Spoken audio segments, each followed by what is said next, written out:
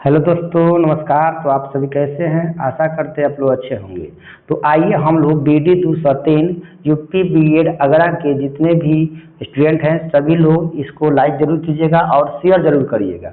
तो देखिए, इसमें हम लोग 50 क्वेश्चन को कर चुके थे, तो इसमें फिर हम 50 से लेकर आ गए हैं। तो यह यूनिट 5 का है।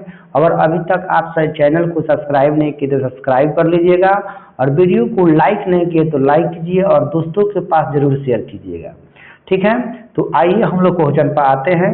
तो क्वेश्चन नंबर 50 में कि टूरिस्ट शिक्षण प्रविधि का विकास कहाँ हुआ था? सही क्या ऑप्शन है? ऑप्शन नंबर द है अमेरिका में। इसके बाद 51 नंबर में है कि टूरिस्ट शिक्षण के सिद्धांत निम्नलिखित में से कौन सा है? सही उत्तर होगा उपयुक्त सभी, यानी अ में है अनुदेशन स्तर, ये भी सही है। ब में है कि समय अवधि, ये भी सही है। स में है कक्षा आकार, ये भी सही है। अगर अभी तक आप सभी लोग चैनल को सब्सक्राइब नहीं किए सब्सक्राइब करिए। अगर इसका PDF चाहिए तो वो भी कमेंट कीजिएगा। अगर इसको परचेज करना चाहते हैं, इस बुक को खरीदना चाहते हैं, तो डिस्क्रिप्शन में हम लिंक दे देंगे, वहाँ से आप सभी लोग इस बुक को खरीद पाएंगे। ठीक है, आइए अब आते हैं 52 नंबर। 52 में कि टूरिस्ट शिक्षण के सोपान है, तो कौन सा होगा? तो ऑप्शन नंबर द सही होगा सभी, यानी योजना भी सही है, व्यवस्था भी सही होगा, मूल्यांकन भी सही होगा। सभी का सभी ऑप्शन करेक्ट है। 53 में कि दलीय शिक्षण का विकास सर्वप्रथम कहाँ हुआ था? सही उत्तर हो जाएगा ऑप्शन नंबर ब होगा हार्वर्ड विश्वविद्यालय में। कहाँ हुआ था? हार्वर्ड विश्वविद्यालय में हुआ था। इसके बाद देखिएगा क्वेश्चन नंबर 54। क्वेश्चन नंबर 54 में है कि किसने कहा कि दल शिक्षण अनुदेशात्मक संगठन का वह प्रकार है जिसमें शिक्षण प्रदान करने वाले व्यक्तियों को कुछ छात्र सुपुत्र कर दिए जाते हैं? शिक्षण प्रदान करने वाले छात्रों की संख्या 2 या उससे अधिक होती है, जिन्हें शिक्षण का दायित्व सौंपा जाता है, जो छात्र समूह के संपूर्ण विषय वस्तु या उसके किसी संपूर्ण अंग का एक साथ शिक्षण कराते हैं। तो किसने कहा था जी? तो सही उत्तर होगा ऑप्शन नंबर अ होगा चैपलिन एम ओल्ड ने कहा था। ठीक है। 55 में कि किसने कहा कि दल शिक्षण विधि अध्यापक की आधुनिक तकनीक है? इस विधि में 2 या 2 से अधिक अध्यापक मिलकर नियमित रूप से किसी कक्षा के संबंधी योजना बनाते हैं, यह क्रियान्वित करते हैं, इसका मूल्यांकन करते हैं। सही उत्तर होगा ऑप्शन नंबर ब होगा JP पुरोहित। ठीक है, अब आते हैं क्वेश्चन नंबर 56 पर। 56 में कि दल शिक्षण के गुण नहीं है, तो कौन सा नहीं होगा? तो ऑप्शन नंबर इसका 100 होगा व्यक्तिगत समस्या का निवारण, यही इसका राइट आंसर होगा। अब आइए क्वेश्चन नंबर आते हैं 57 पर। तो 57 नंबर में है कि दलीय शिक्षण के द्वारा क्या होगा? तो सही उत्तर होगा ऑप्शन नंबर 100 होगा अ एवं ब दोनों। अ में है छात्रों की विशेषज्ञ अध्यापकों से पढ़ने का अवसर मिलता है।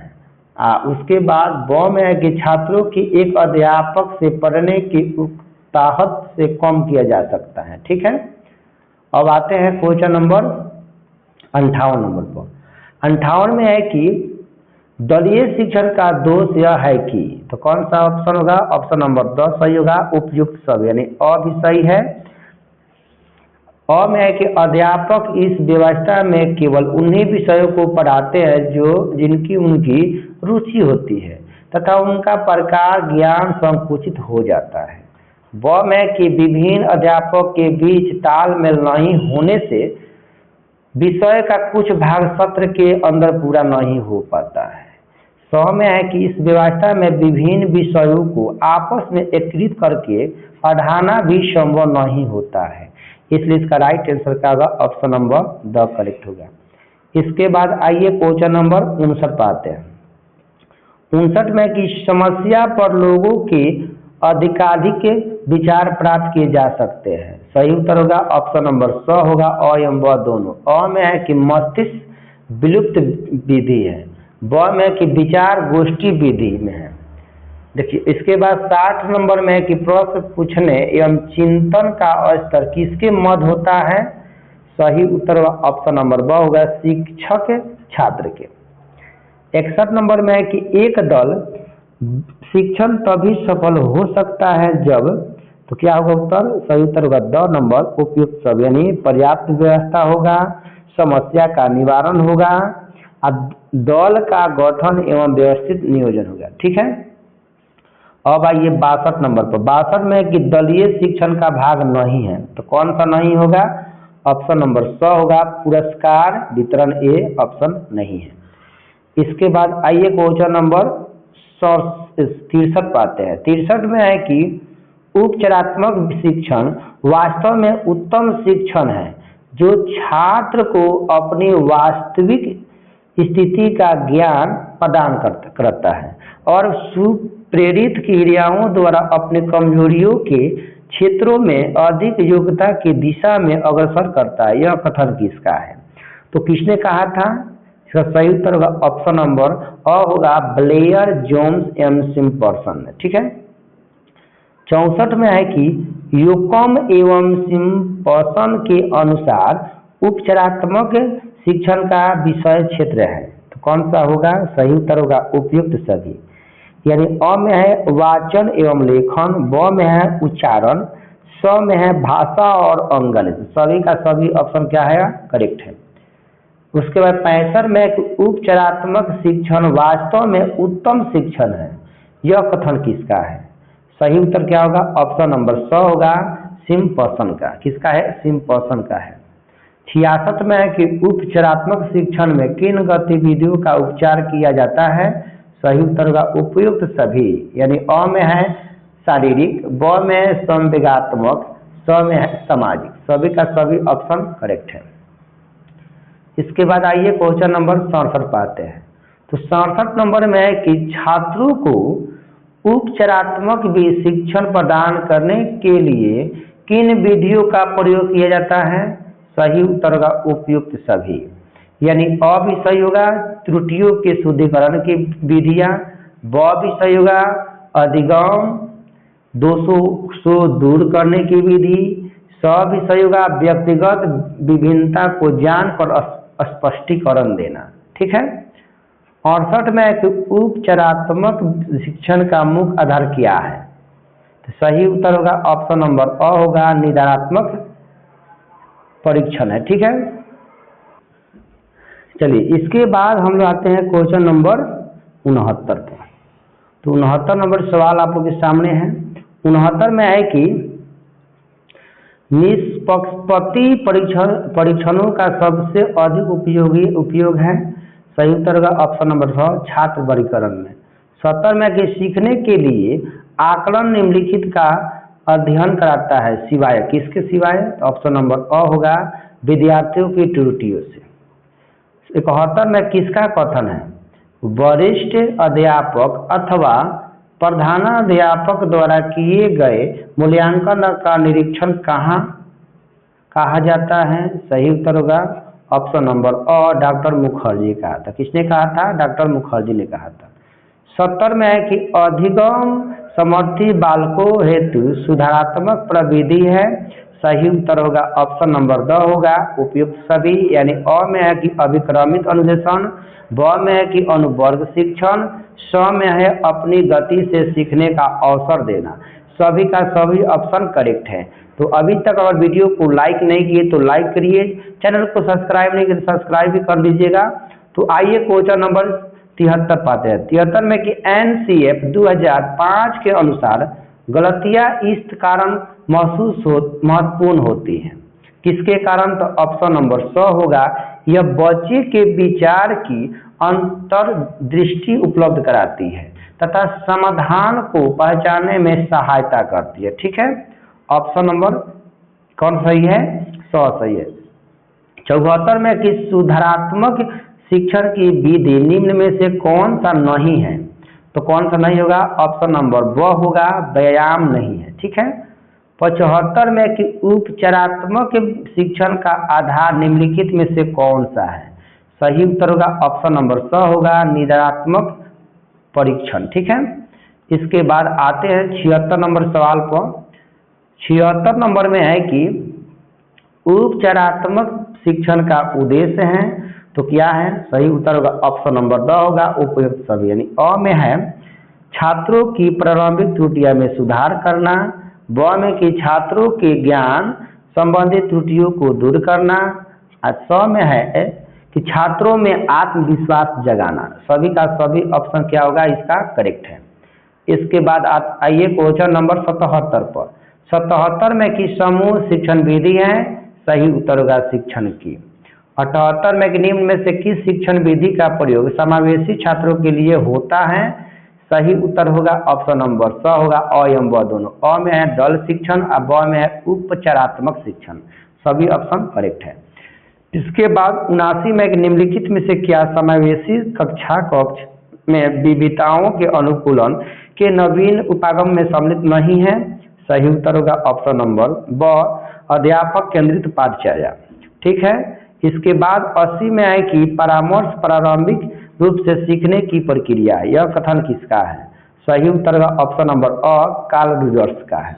81 में कि सहकारी अधिगम का क्या उद्देश्य है, सही उत्तर होगा ऑप्शन नंबर स होगा अ एवं ब दोनों। अ में है कि ज्ञानात्मक और ब में है सामाजिक, सभी करेक्ट आंसर है।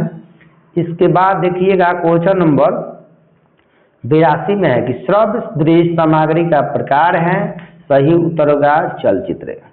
83 में है कि टोली शिक्षण का विकसित हुआ था, तो कहाँ हुआ था, ऑप्शन नंबर ब सही होगा हार्वर्ड विश्वविद्यालय में। 84 में कि समूह शिक्षण के विषय में निम्न में से कौन सा कथन असत्य है, तो इसका अ नंबर है यही है, एक शिक्षक छात्रों के समूह को पढ़ाता है, यही इसका क्या होगा करेक्ट आंसर होगा। ठीक है। इसके बाद देखिए क्वेश्चन नंबर 85 नंबर में है कि निम्न में से कौन सा सहकारी अधिगम का लाभ नहीं है, सही उत्तर का उपयुक्त सभी। यानी अ में है एक दूसरे पर निर्भरता, ब में है कि संप्रेषण कौशल, और स में है कि समूह में कार्य करने का कौशल, सभी का सभी ऑप्शन क्या है इसका करेक्ट आंसर है। इसके बाद आइए क्वेश्चन नंबर 86 नंबर पर। 86 में कि सहकारी अधिगम के संदर्भ में निम्न में से कौन सा कथन असत्य है, सही उत्तर अ नंबर छात्र अधिगम के लिए जिम्मेदारी नहीं होती है। ठीक है।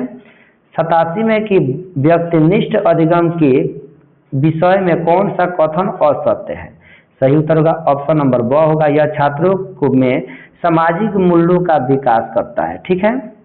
इसके बाद आइए क्वेश्चन नंबर आते हैं 88 नंबर। 88 में जीव सी क्रियाएं संबंधित है, सही उत्तर होगा ऑप्शन नंबर स सहकारी अधिगम से।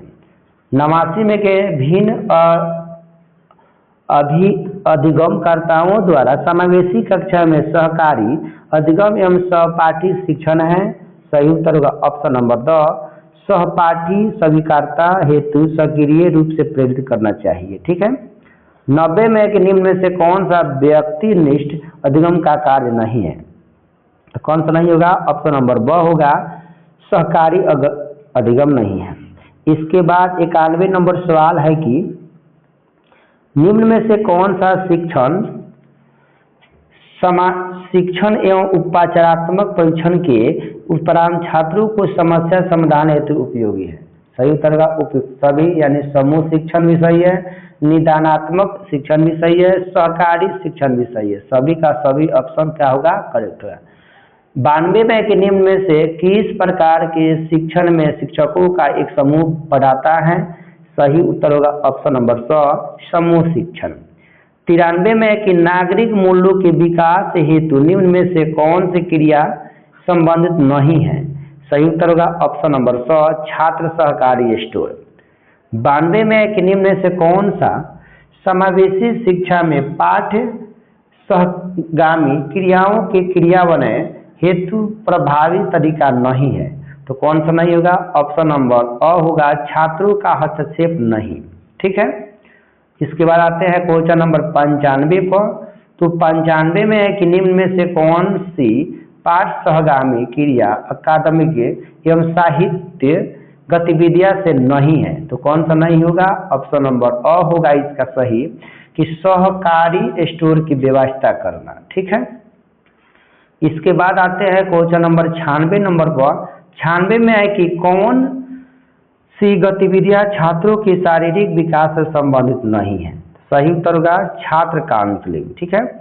97 में कि निम्न से कौन सा व्यक्तिनिष्ठ अधिगम कार्यक्रम नहीं है? सही उत्तर होगा मस्तिष्क उद्वेलन। 98 में कि निम्न में से कौन सा शिक्षण समान शिक्षण एवं उपचारात्मक परीक्षण के उपरांत छात्रों समस्याओं के समाधान हेतु उपयोगी है? सही उत्तर होगा ऑप्शन नंबर ब निदानात्मक शिक्षण।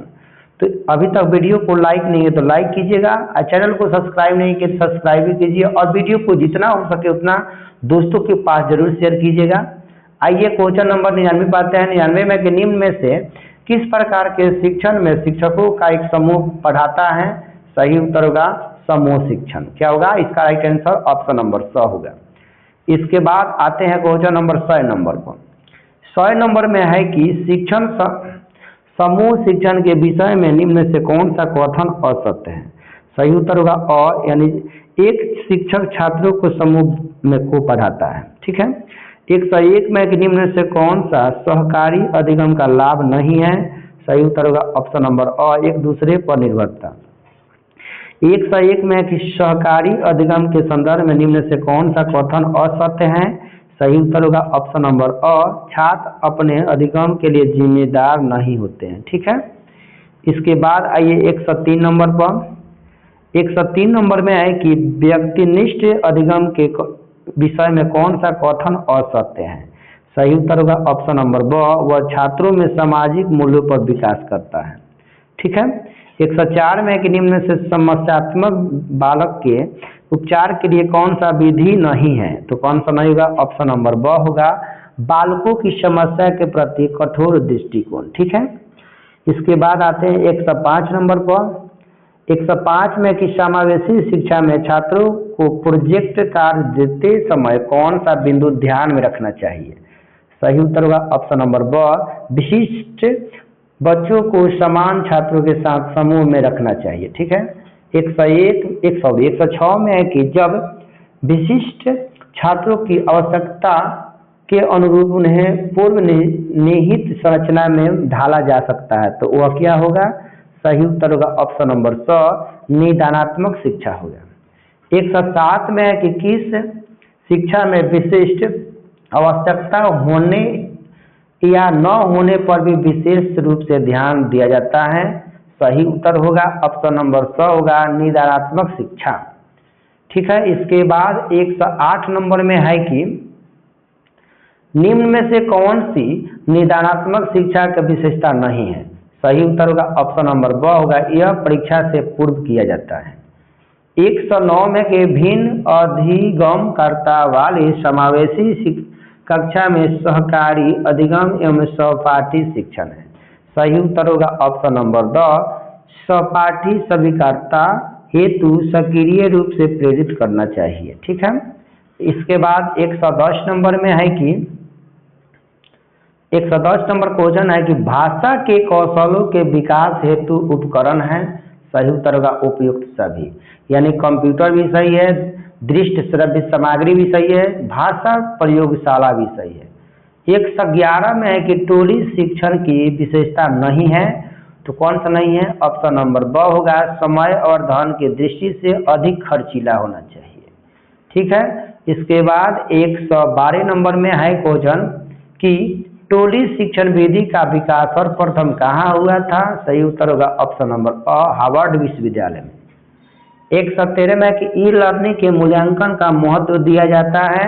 सही उत्तर होगा ऑप्शन नंबर द उपयुक्त सभी, यानी अ में कि अध्ययन कौशल का, ब में कि लेखन कौशल को और स में है कि वाणी कौशल को। सभी ऑप्शन क्या है? करेक्ट है। 114 में कि निम्न में से कौन सी विशेषता सरकारी अधिगम के लाभ के अंतर्गत नहीं आती है? सही उत्तर होगा ऑप्शन नंबर ब अधिगम प्रक्रिया शिक्षक केंद्रित होती है।